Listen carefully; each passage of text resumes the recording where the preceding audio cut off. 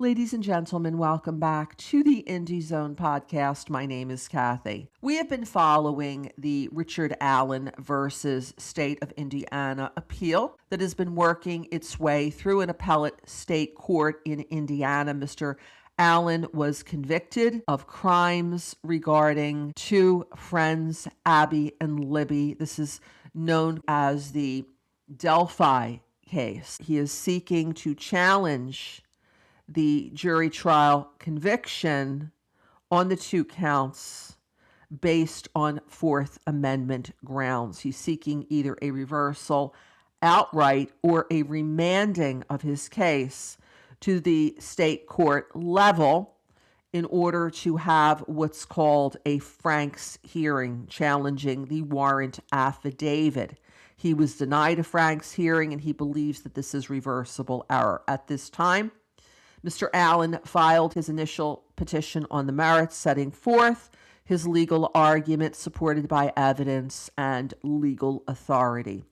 At this time, we are awaiting the state of Indiana's response, which is coming due in February. We have also been reporting on a case before the Supreme Court of the United States. It's called Hunter versus United States. And Mr. Hunter pled guilty of federal crimes in Texas, the Fifth Circuit Court of Appeals, because he signed a plea agreement that waived his appellate rights, dismissed his appeal.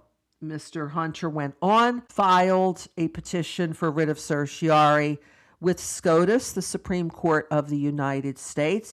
Mr. Hunter is seeking to have the law on how defendants who plead guilty and waive their appellate rights be expanded to include due process considerations. Right now, the law of the land is a 2019 case, Garza versus Idaho, that the Supreme Court rendered, that gives limited opportunities for a party who has signed away appellate rights in a plea deal to go back and to appeal. One example would be ineffective assistance of counsel.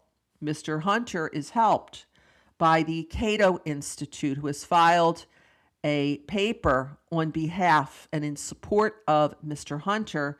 The Cato Institute is a public policy organization. It's been around since 1999.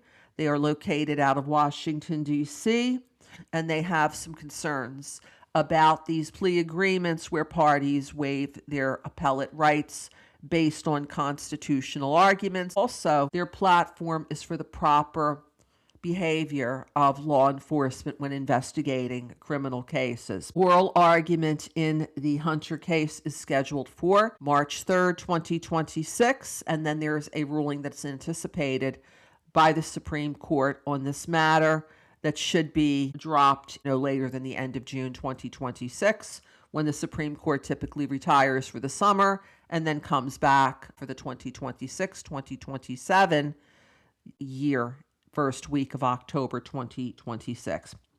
We've received a few questions as to, since Mr. Allen is appealing his conviction, if Mr. Hunter is successful before SCOTUS, could this possibly help Mr. Allen in raising due process considerations? That's one of the major issues that Hunter is raising.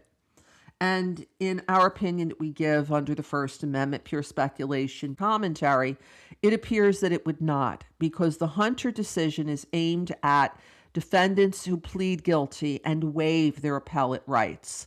Whereas Mr. Allen, in his case, he did have a jury trial. The jury returned a conviction, and he is now seeking to have that conviction by the jury overturned, reversed. This will now conclude this episode of the Indie Zone. My name's Kathy. Thank you for joining us here today.